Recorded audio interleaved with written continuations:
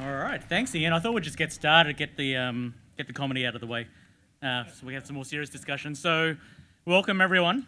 This is the third and final instalment of the Tran trilogy. Now, I've chaired the last two evening symposia at ANZUP and given long monologues at the beginning of each. The first monologue back in Adelaide was both a critical and a box office success. The second was blasted by critics, mainly my wife, but enjoyed by the fans, the attendees here. And this third and final session, it could be a resounding success like Return of the Jedi. Or it could be an epic fail like The Matrix Revolutions. My wife has vetoed the speech or the presentation as she normally does, so all the dirty jokes are out, so it's not going to be like Porky's 3 or anything like that. Okay. So regardless of the monologue, I know this is going to be a great evening symposium. It's a judgment day or a research revolution. Where does AI fit into what we do? This is about AI. It's about Terminator. It's about HAL, C3PO. So good luck to us all. I am a bit of a doomsday soothsayer.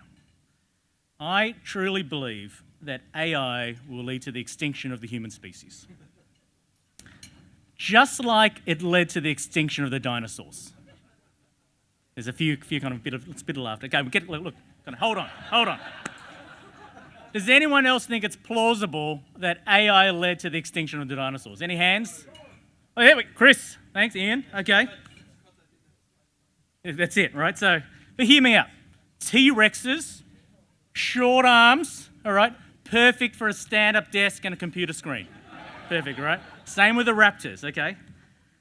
Can you imagine these T-Rexes, the raptors, developing AI because they needed to control the simple-minded Brontosaurus, these brute forces that were destroying everything, right? So they developed AI, created magnetic fields to keep Brontosauruses out of their offices, but inadvertently, that AI that they developed led to a change in the Earth's magnetic field and led to an asteroid hitting the Earth. It's plausible, right? No, not really. But okay, what about this? Okay. All that it's left from the dinosaurs from the Mesozoic era are fossils, because all the electronics would have disintegrated. And so isn't it suspicious, Rob Hamilton, I need your input here, isn't it suspicious that Australia and Canada have all the dinosaur fossils and all the mineral resources? All the iron, all the copper, all the potash, alongside the... Okay, no one's buying it. No one's buying it. The sad thing is I'm only half kidding, you know. Part of me wants to believe it. Anyway, so even though I do believe it's going to lead to our extinction, and that's okay, that's okay, right? It's okay. Nothing's meant to last forever. Even though it's going to lead to our extinction, I am okay with AI. And that's because for everything there is in the world, there is a pro and there's a con. And so for AI, the con, eventual human extinction. Andrew Weikart's walking out understanding his life on this earth is not going to last much longer as he limps around. But the pro of AI, the pro at the moment, is that my Instagram feed shows me things that I desperately need that I never knew that I wanted. So I'm not drinking tonight, and you'll know that because I'm not going red. So those who know me well know that every time I have a beer or a wine or a whiskey or whatever it might be, I go red. And this is an Asian phenomenon. All right? This is related to an enzyme deficiency. And it's uncomfortable. I get a few beers, I get a bright red flush, I become tachycardic, I get a headache. I've always wanted to find a way to get absolutely hammered without feeling like I'm hungover at the same time. And thanks to AI, I think I found a way.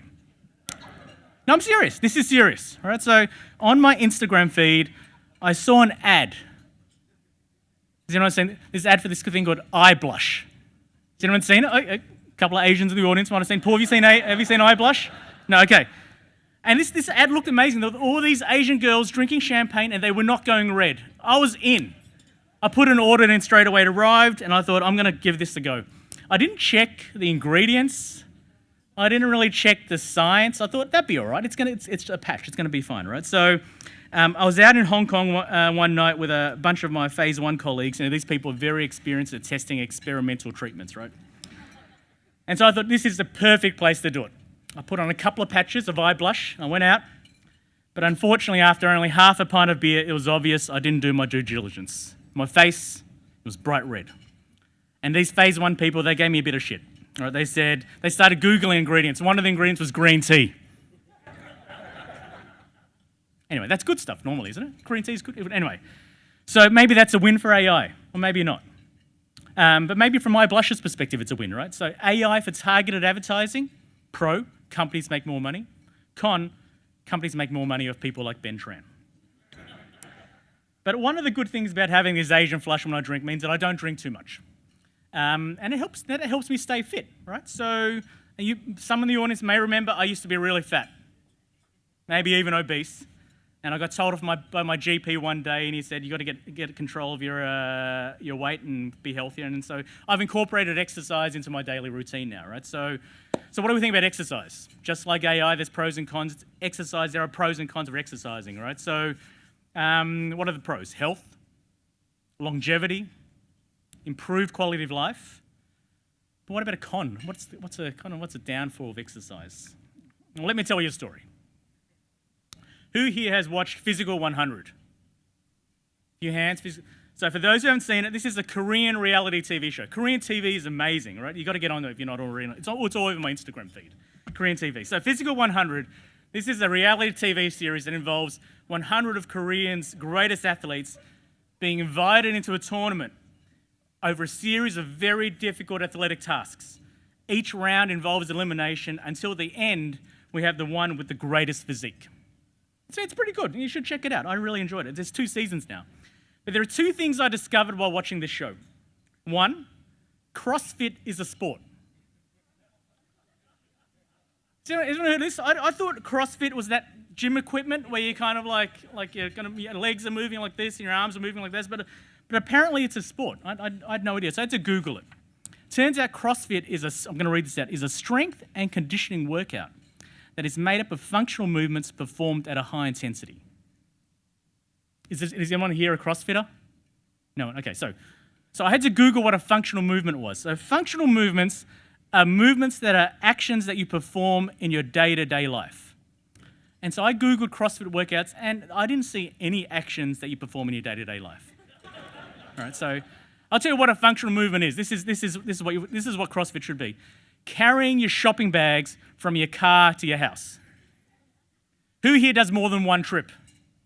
Now, it's one trip only, right? One trip only, all right? So I think we should make an Olympic sport out of this. This is a real CrossFit, right? So I want to see how many full shopping bags full of milk, soy milk in my case, lactose intolerant, that I can carry from my car to my front door, hold on to them while I struggle to get my keys out of my pocket, open the front door, close the door with my leg, and lift them up onto the kitchen bench, right? Who wants to take me on?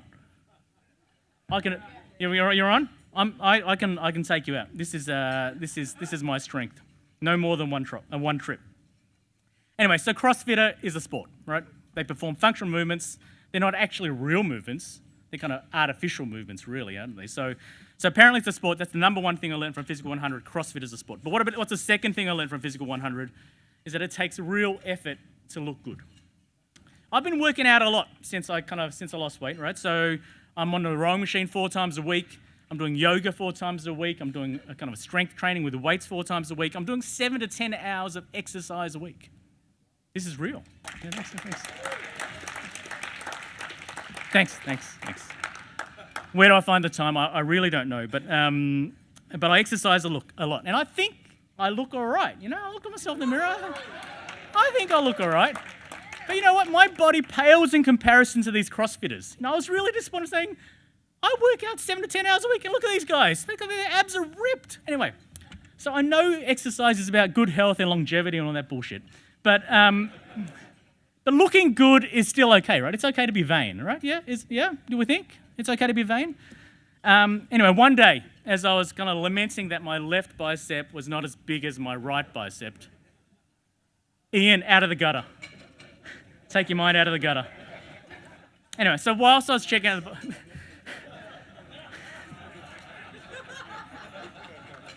Some people need both biceps. Yeah, thanks. So I was on Instagram, checking out my biceps, looking at Instagram at the same time, and I realized there's this filter that makes you look way better than you actually are. Imagine that. So imagine AI can make me look like a CrossFitter, a Korean CrossFitter. I can look at myself. Imagine it's in the future. I walk past the mirror. It's an AI-powered mirror. I don't see me. I see a very svelte, cut, ripped version of me, right? It's just like a Korean CrossFitter. And I can install an AI-powered camera on my computer so that when I'm on a Zoom meeting with Ravi or Aaron, if Taylor Swift starts singing Shake It Off, my pecs are bouncing up and down. Like, imagine a world where we're all wearing AI-powered glasses so that whenever you see someone, you're seeing the version they want you to see. In that case, there's no need for plastic surgery, no need for Botox, and perhaps no need for exercise. All we need to look good is AI. So anyway, I've got to go back. So pros and cons of everything. So it's exercising, the pro, health, longevity, and quality of life. The con is even being fit doesn't make you look like a Korean athlete. And so whilst I was depressed, realising I don't have an 8-pack, I was trying to make myself better, and I thought, you know what I can do that these Korean athletes can't do? I can play the saxophone. Does anyone know I play the saxophone? I'm pretty cool, right? Yeah, thanks. Yeah. Don't ask me to do it now, all right? Don't ask me, okay. And I think we can all agree that music is fantastic. It helps us relax, it helps the soul, gives us a lot of joy. I actually played the sax at my wedding, right? So it was a surprise to everyone, including my wife. At the end of my speech, I pulled the sax from under the lectern. My sister hopped on the keyboard, and I played Just the Way You Are. And the whole room was in tears. I was like, my ego was like, this is great. It was magical, right? And my wife loved it. And in fact, my ability to play the saxophone was one of the things that attracted my wife to me. So you can imagine me with my alto sax, the moonlight bouncing off the 4-pack, not the 6-pack. Anyway, unfortunately, I haven't lifted the saxophone up since the wedding. Once the papers were signed, it was a done deal. I put it away. I don't have time now anyway. I'm busy exercising. There's no time. Do you want the body or do you want the music? That's what I say to her. So pros and cons and everything, right? So playing saxophone, the pro, finding my soulmate. Con, and maybe perhaps other musicians and ones can relate. The con is I am the parent who is assigned to helping my 9-year-old practice the cello. Who here has helped a child play a string instrument? Yeah, this is excruciating, right? Can you freaking play in key? Right, the cello involves moving your left hand up and down, and you've got to get it to the right spot so you can hit the note correctly, and you've got to understand what a real note sounds like. There's no frets like a guitar. It's not like a saxophone where every note sounds like it's supposed to sound, or piano. So for a beginner, there's no such thing as being in tune. It's like, Alex, it's too flat. No, too sharp. No, too flat, too sharp. Can you stop squeaking? I'm a real tiger dad, right? So anyway, and how many times can you listen to Scarborough Fair played out of tune? You know what I mean? This is hard work. But this is where AI can help. Who's heard of an auto-tuner? Right? So Britney Spears sings using an auto-tuner, so it sounds in key, right? So can we get an auto-tuner for parents of kids playing string instruments? You put on some headphones, they're playing whatever they're playing, and it's in key. Is that artificial tuning? That is next level. This is where we need to go. My 9-year-old could possibly sound like a world-class celloist playing for the New York Philharmonic Orchestra without practicing ever. But is this where it gets real, right? So is it real or is it artificial? And where does it stop? Now, if AI-powered Instagram can show me products that I never knew I needed, do I bother going to the shops? I just kind of click on buttons and I get what I need. If AI-powered glasses, mirrors and cameras can make me look super hot to everyone, why do I bother exercising? Do I need to? And if AI-powered speakers can make my 9-year-old cello sound in tune, does he actually need to practice? So if AI can do all these things, what is the point of being? What's the point of life? The meaning of life, according to one of my heroes, comedian Jimmy Carr, according to him, the meaning of life is to enjoy the passage of time. Think about that, guys. So as individuals, we're only on Earth for a short period of time. And so let's maximize our enjoyment. So what does that mean for AI? Well, if AI can help us, or me, enjoy my life more, let's use it. We were just speaking before, AI can make us more efficient. I know that. But does efficiency actually equal enjoyment? If I can see more patients in less time, is that really enjoyable? And this is the problem, right? We all enjoy life differently. There's no right or wrong. But let me pose this question to you. Okay, if you were a patient of mine and I was on leave, would you rather see an AI version of me, a deep fake created with all my knowledge and my personality, who would make the decisions in exactly the same way that I would and communicate with you in the same way I would, using the same knowledge base that I have, with my abs? Or would you rather see a locum, perhaps someone not as funny, who can be as funny, or not as good looking, it's possible, with different experience and knowledge base, maybe more, maybe less, And let's say you were happy to see AI Ben Tran as a once-off. Would you mind continuing to see AI Ben Tran ongoing? Would it matter to you? I asked myself that question. I've gone, well, I'm not sure. I don't mind AI Ben Tran. But if AI Ben Tran was seeing all my patients, what would the real Ben Tran be doing at that time? Perhaps by the beach, enjoying what I do. But then, you know what? I've recently come back from sabbatical. I really, like a lot of us, I really needed a break. A bit burnt out, too many patients, too many emails, too many meetings, not enough time, all that sort of stuff. And it took me some time to unwind, to really kind of step back, but I got there and I learned some new strategies to protect my time and allow me to sneak in 7 to 10 hours of exercise a week. And to be honest, I really dreaded coming back to work at Peter Mac. But you know what? When I got back, I learned something else. Whilst I still might not love the admin and not love the emails and all the politics of kind of working in a big institution, I realised I do love doing the research that I do, and I do love seeing my patients. I came back from 6 months away, and catching up with my old patients was like catching up with old friends. I got a lot of joy out of seeing them, really true joy. I really enjoyed it. Then it was really unexpected to me. And so, if there was a deepfake version, AI version of me, you know what I'd be doing? I'd be seeing out the rest of my days, awaiting human extinction, all right, continuing to do what I do, and continuing to do what I love through the research that I do and seeing the patients that I do, and enjoying the passage of time. So thanks, guys. Thanks for kind of entertaining my monologue. I'd love your opinion whether it was Return of the Jedi or Matrix Revolutions. Perhaps more poignant than comedy, but a bit of Dave Chappelle in that, right? So that's important.